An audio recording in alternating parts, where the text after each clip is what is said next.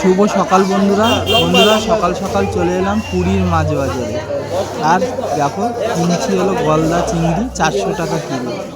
আমাদের এখানে এগুলোর দাম হলো 600 550 এরকম বিক্রি হয়, আর এগুলো 400 টাকা কিলো।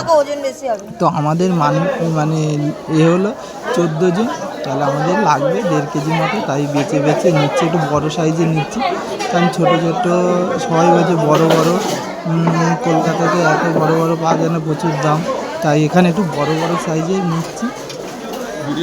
আর নেবো, সঙ্গে নেবো ভেটকি মাছ। আজকের গলদা চিংড়ির মালাইকারি হবে আর ভেটকি মাছ হবে।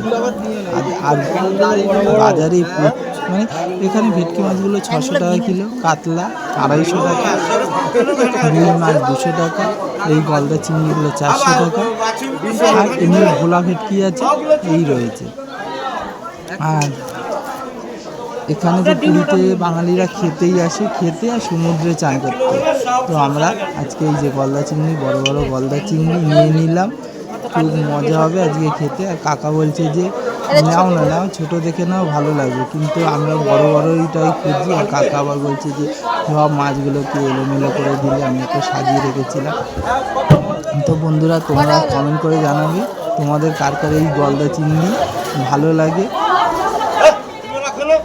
আমার তো খুব ভালো লাগে।